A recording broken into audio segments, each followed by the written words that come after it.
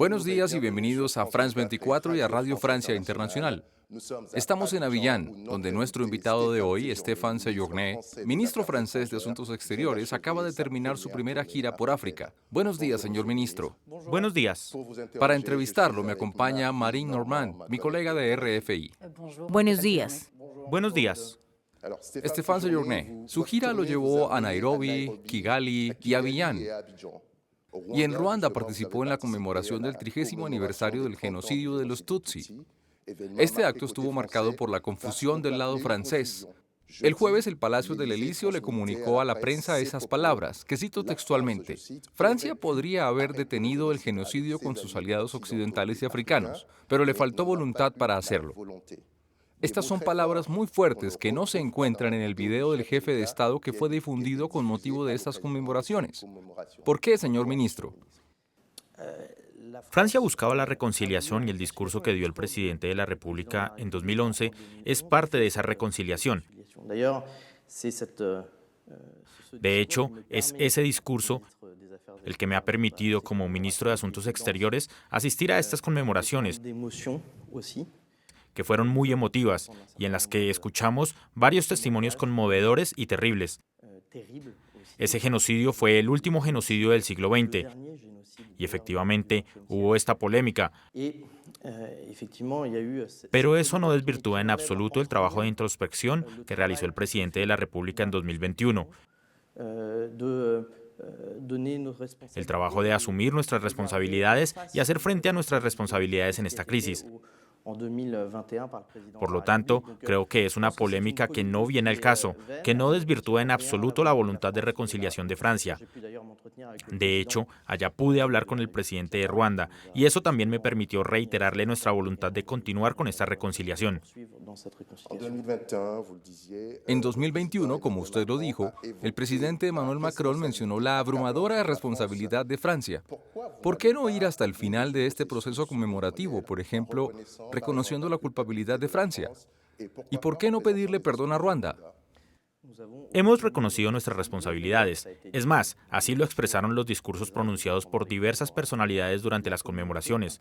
La comunidad internacional no estuvo a la altura de sus responsabilidades en 1994.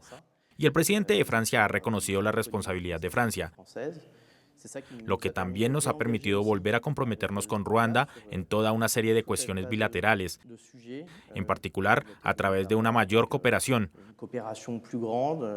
Hablé de la francofonía, hablé de una serie de temas, firmé una serie de acuerdos internacionales con mi homólogo. Y por tanto, creo que logramos lo que queríamos lograr con las autoridades ruandesas. Es decir, hacer un gran trabajo introspectivo y reconocer nuestras responsabilidades. Creo que eso es lo que se esperaba y lo que me permite continuar hoy con nuestra relación bilateral con las cuestiones económicas y el mundo francófono. También mencionó el conflicto en el este de la República Democrática del Congo, en la frontera con Ruanda. París condena a los dos países por su apoyo a los grupos armados de esta región. ¿Es sostenible este acto de equilibrismo? Es ante todo una posición de paz y de mantenimiento de la paz, y por eso, como ministro de Asuntos Exteriores, tengo que enviarles mensajes fuertes y firmes a ambas partes, mensajes que les permitan reanudar un proceso de diálogo, un proceso de acuerdo, y que impidan una escalada, porque ese es el riesgo al que nos enfrentamos hoy en la región.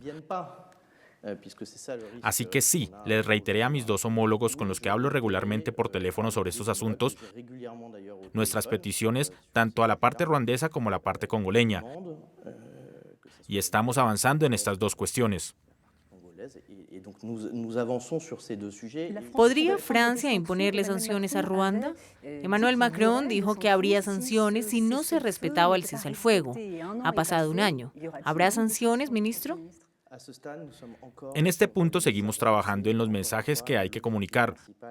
Una vez más, el objetivo principal es reanudar las negociaciones y lograr que todo el mundo vuelva a sentarse en la mesa. Esas son las conversaciones que tuve con mis homólogos y tengo la esperanza de que podamos hacer avances en las próximas semanas y meses. ¿En París? Aún no puedo confirmarlo.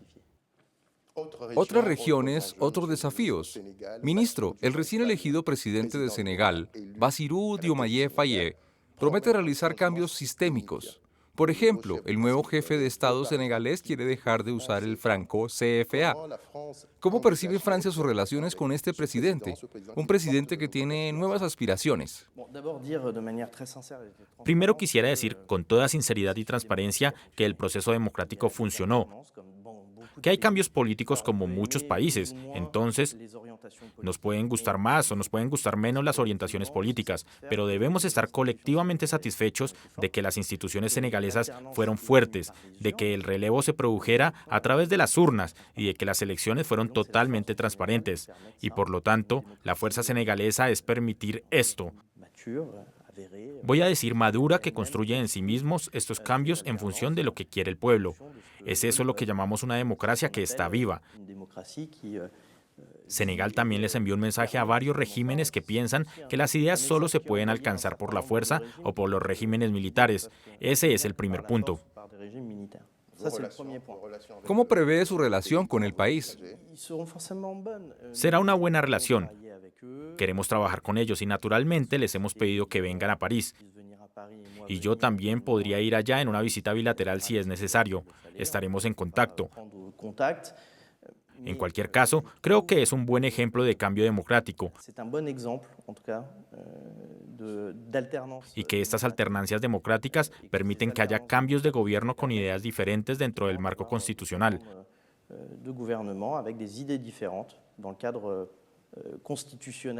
Francia también fue clara con el anterior presidente. Había que organizar estas elecciones en el marco de la Constitución.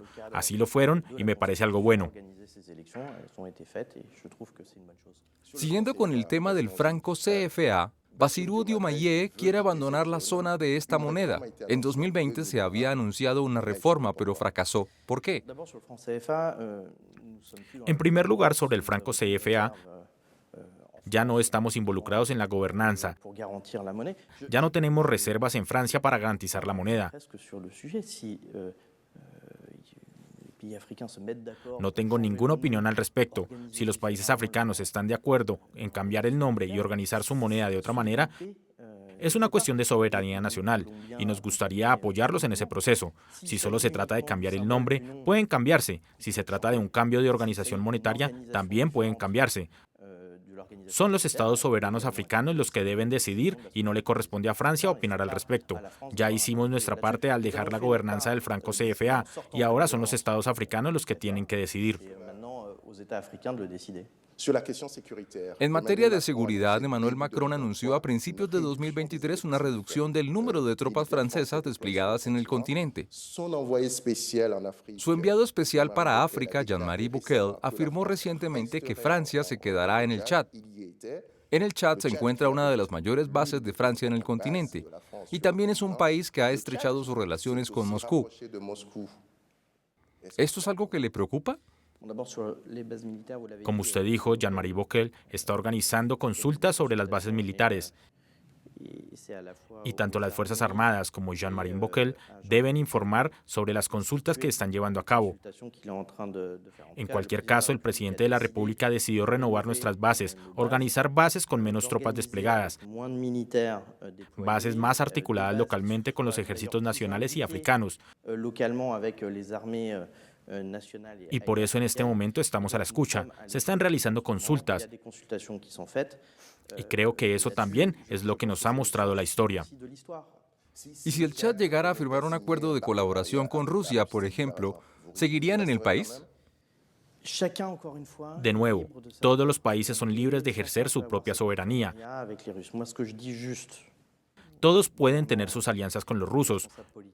Lo que les digo a los gobiernos y políticos que firman estas alianzas con Rusia es que a menudo estas no son ni gratuitas ni constantes. O los rusos se cobran directamente, sobre todo en términos de recursos nacionales, o piden que se les pague por proporcionar seguridad. Así que cada país debe asumir la responsabilidad. Personalmente no tengo ninguna opinión al respecto y no creo que esté en consonancia con la narrativa francesa tener que opinar sobre la integridad territorial. y la soberanía de los acuerdos bilaterales firmados por países africanos. Stéphane Séjourné, ministro de Asuntos Exteriores en Radio France Internacional y en France 24. Francia ha tenido que marcharse sucesivamente de Mali, Burkina Faso y Níger. ¿Ha mantenido canales de diálogo con estos países? En primer lugar, nos fuimos porque ellos querían que nos fuéramos. Hay que recordarlo, Francia hará más con sus socios que quiera hacer más y hará menos con aquellos. ¿Y con los países que acabo de nombrar? Tenía sentido que nos retiráramos y nos retiramos. No nos retiramos de los aspectos humanitarios, mantuvimos nuestros vínculos con la sociedad civil, que me parece importante. Así que este trabajo continúa, no con los gobiernos ni con las autoridades locales, sino con las organizaciones humanitarias y la sociedad civil. ¿Podría Marruecos, país con el que Francia está entablando un acercamiento, servir de intermediario con estos países del Sahel? Marruecos se está convirtiendo en una gran potencia regional firme e incluso podría contribuir a lograr una forma de organización y estabilidad regional. Así que sí, todas las iniciativas de Marruecos en la región son bienvenidas. Una vez más, corresponde a los marroquíes decidir qué acuerdos firman, pero creo que tienen voluntad de estrechar lazos con sus vecinos. ¿Y a qué precio? ¿Está cambiando Francia su postura sobre la cuestión del Sahara Occidental? Como dije cuando estuve allá, reconocimos el hecho de que Marruecos está desarrollando económicamente a esta zona e incluso dimos un paso adelante al llevar operadores públicos para desarrollarla con ellos. En cuanto a la cuestión diplomática, es algo que se generará y se resolverá entre dos jefes de Estado. No tengo nada más que decir al respecto. Así que más bien reconocimiento económico. Saliendo del continente africano, estamos en el 7º mes de la guerra de Israel en respuesta al ataque terrorista de Hamas, que ha dejado más de 33.000 muertos en Gaza. Por primera vez, Washington se pronunció sobre la posibilidad de condicionar su apoyo a Israel. Está ganando terreno esta idea en Francia y en la Unión Europea, el principal socio comercial de Israel. Francia está actuando en todos los círculos diplomáticos. Dentro de unas semanas organizaremos consultas con los países árabes, los estadounidenses, los británicos y los alemanes para encontrar una solución política a la crisis de seguridad que se está desarrollando paralelamente. También me gustaría proseguir los debates sobre una propuesta de resolución ante el Consejo de las Naciones Unidas, que presentará Francia, en el que se resalta la cuestión del 7 de octubre como un acto de terrorismo y se define por primera vez en Naciones Unidas, que aún no se ha pronunciado al respecto, y al mismo tiempo se establecerán una serie de parámetros políticos para la solución de dos estados. Estamos celebrando y seguimos celebrando diálogos y como parte de estas consultas tendremos que ver qué otros elementos de presión podemos tener para abrir un cierto número de pasos fronterizos humanitarios. Exigimos y seguimos exigiendo que se abran pasos fronterizos en el norte y en el sur, en Rafah y en el norte, especialmente en Gaza, para que puedan pasar al menos 300 camiones. Eso es lo mínimo. ¿Está pensando en ponerle condiciones a su apoyo? Solo queremos utilizar nuestra influencia. Tenemos diversas maneras de utilizar nuestra influencia. Podemos imponer más sanciones.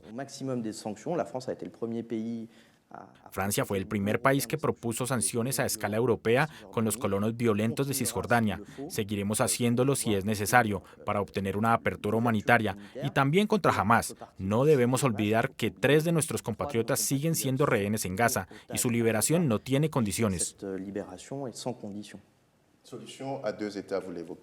Mencionó la solución de 2 estados, que París defiende para encontrar una salida al conflicto. ¿Quiere Francia, al igual que España, reconocer este año Palestina como Estado? No es un tema tabú. El presidente lo dijo en sus propias palabras.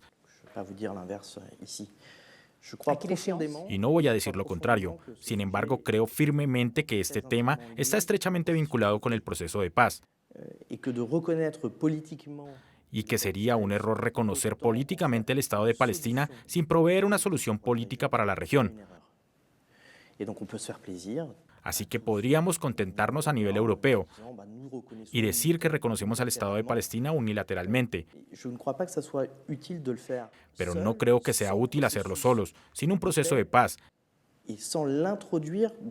sin introducirlo en un proceso de paz como una de las condiciones para lograr el cese de hostilidades y garantías de seguridad para Israel y los palestinos. No es una cuestión política, es una solución. Debería verse como tal. Pero esta solución de dos estados sobre la que usted se pronuncia no es una solución que quiere el gobierno de Netanyahu. ¿Cree que Benjamin Netanyahu es un obstáculo para la resolución de este conflicto actualmente? No voy a entrar en ese tema, eso depende de los israelíes. Israel es una gran democracia, probablemente habrá elecciones, son los israelíes quienes deciden. Como diría el presidente francés, trabajamos con los políticos que elige el pueblo. Así que podemos no estar de acuerdo con ellos, pero no debemos juzgar su legitimidad para ejercer el poder actualmente. E Israel es una gran democracia. Seguiremos siendo amigos de Israel y podemos tener diferencias con los gobiernos, como actualmente respecto a la cuestión humanitaria. Otra guerra en las puertas de Europa es la que enfrenta a Ucrania y Rusia. La semana pasada, el ministro francés de las Fuerzas Armadas y su homólogo ruso hablaron, lo que dio lugar a dos versiones muy diferentes. ¿No hay una contradicción entre esta llamada, por un lado, y los recientes comentarios de Emmanuel Macron, que no descarta enviar tropas a Ucrania? ¿Es el momento de reanudar el contacto con Moscú?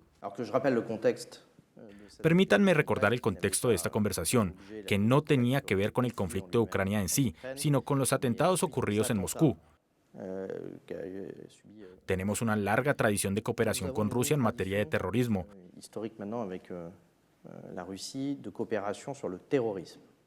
Y fue en ese contexto en el que el ministro de las Fuerzas Armadas se puso en contacto con su homólogo para ponerle en cooperación e intercambio la información sobre este atentado terrorista. Esto dio lugar a dos comunicados de prensa muy diferentes. Nosotros sabemos lo que le dijimos al ministerio y al ministro de las Fuerzas Armadas y de Defensa. Y sé en qué comunicado creer. ¿Y esta cooperación contra el terrorismo continúa a pesar de la guerra? De hecho, no continúa, ya que era solo una propuesta y el comunicado. ¿Le proporcionaron información a Rusia? El mensaje ruso sugiere que no tengamos cooperación, ya que el comunicado de prensa está claramente alejado de lo que propuso el ministro de las Fuerzas Armadas francesas. ¿Es posible seguir hablando con Moscú, incluso en medio de una guerra de información? No creo que hoy nos interese hablar con los líderes rusos, porque los comunicados de prensa que están saliendo y los informes que se están elaborando al respecto son mentiras. Así que, en primer lugar, tendría que restablecerse la confianza y quizás, sobre todo, tenemos que ver cómo evolucionan las cosas en el terreno militar en Ucrania para que pueda restablecerse las relaciones, lo que todavía no es el caso. Hablando del terreno militar, señor ministro, Ucrania está perdiendo terreno, la ayuda estadounidense está bloqueada e incluso podría cesar si Donald Trump es elegido en noviembre. ¿Los europeos pueden resistir solos? Los europeos estarán presentes para prestar apoyo a largo plazo, y es necesario que todo el mundo tenga esta certeza. Es una cuestión existencial para Europa, ya que también determina nuestro riesgo de seguridad a largo plazo, como usted lo mencionó. Tenemos incertidumbres en cuanto al apoyo de Ucrania y también las hay en cuanto a la interpretación del apoyo por parte de la OTAN, por ejemplo, de los estadounidenses. Donald Trump ha hecho algunas declaraciones en ese sentido, que suscita dudas sobre la capacidad de los estadounidenses para proporcionar apoyo si los países europeos fueran atacados. Todas esas cuestiones nos impulsan a organizarnos colectivamente, y eso significa, en primer lugar, organizarnos como europeos hacia una defensa europea. no como sustituto de la OTAN, no como sustituto de nuestra cooperación con nuestros aliados, sino como complemento. También nos impulsa a seguir apoyando a Ucrania y sobre todo a que Rusia sepa que los europeos seguirán prestando ese apoyo. Esto es fundamental en nuestra estrategia de convicción y es fundamental para la paz futura y obviamente esperamos, como todo el mundo, que pueda alcanzar la paz en esa región. En resumen, Ucrania aún puede ganar la guerra sin el apoyo estadounidense. ¿Es eso lo que está diciendo? No, creo que Ucrania puede ganar la guerra y que todo depende de nuestro apoyo. De su apoyo como... Nuestro apoyo colectivo. Estoy aquí en Costa de Marfil, por ejemplo, y el presidente me recordó el apoyo que tenemos. Creo que los votos de Costa de Marfil, sobre todo en Naciones Unidas, son ejemplares en la cuestión de Ucrania. Depende de nosotros convencer a más personas también en África. Se había anunciado un viaje del presidente Emmanuel Macron a Ucrania. ¿Eso sigue en pie? No puedo decírselo, primero por razones de seguridad y también porque probablemente no habrá iniciativas por nuestra parte, ya sea por mi parte o por parte del presidente de la República, tanto para concretar este apoyo como para organizar viajes a la zona y hacer anuncios. Al menos eso espero. En todo caso, es una guerra que está marcando la campaña para las elecciones europeas. La Unión Europea renovará su Parlamento dentro de unas semanas y se espera que los extremos repunten. Al menos así lo indican las encuestas. Stéphane Séjourné, el grupo Renovar Europa, que usted dirige, se había propuesto ser una especie de evasión contra estos partidos nacionalistas populistas y sin embargo siguen ganando terreno. Las instituciones europeas podrían quedar bloqueadas como resultado de esta votación. ¿Le teme a eso? Ese es mi temor. Y eso es lo que realmente podría ocurrir si observamos las mayorías y las minorías de bloqueo que se pueden realizar. Lo digo por experiencia. Hace 5 años la presidenta de la Comisión Europea fue elegida por 8 votos en el Parlamento Europeo. Teníamos una gran mayoría y por lo tanto pensábamos que íbamos a tener una gran victoria en esa votación. Así que sí podría haber bloqueo de las instituciones tanto en lo que se refiere al programa político que se lleva a cabo en la Comisión como en lo que se refiere a los puestos de responsabilidad.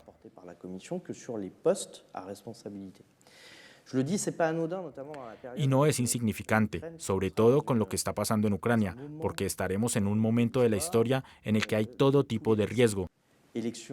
Las elecciones en Estados Unidos con el temor de que los estadounidenses tal vez no actúen, dado que sus elecciones están muy cerca. Instituciones europeas quizás bloqueadas y también, como lo mencionó antes, un frente ruso que podría avanzar. Este contexto es el peor escenario posible, así que sí. Estas son unas elecciones importantes en Europa. Probablemente sean las elecciones más importantes desde 1979. Y como solía decir regularmente en las entrevistas, los extremos y los populismos están en alza en todos los países. Por ejemplo, si tomamos a un país como Portugal, que era la excepción de la extrema derecha en Europa, y ahora el partido de extrema derecha tiene puntuaciones del 18, 19 y 20%, sí, es preocupante. Esto significa que los proeuropeos tienen que despertarse en términos de movilización en estas elecciones. Y más profundamente, tenemos que convencer a todos nuestros conciudadanos que Europa está ahí para proteger y de que necesitamos a Europa en estos momentos, porque Europa protege y desde hace décadas nos garantiza la paz. Me gustaría hacerle una última pregunta sobre Haití. La primera parada de su viaje a África, Stéphane Séjourné, fue a Kenia, donde usted dijo que había una convergencia de puntos de vista sobre varios temas, entre ellos el de Haití. Francia apoya a la Fuerza de Apoyo a la Policía Nacional Haitiana dirigida por Kenia, pero según Nairobi no hay dinero. ¿Cómo explica esto? Estamos trabajando con todo el mundo para recaudar fondos y una vez más Francia ayudará, ya que hemos participado y estamos presentes localmente. Nuestro embajador está sobre el terreno y está haciendo un trabajo excelente que a propósito me gustaría elogiar. Gracias, ministro, por responder a nuestras preguntas. Y gracias a ustedes por seguirnos en Radio Francia Internacional y France 24.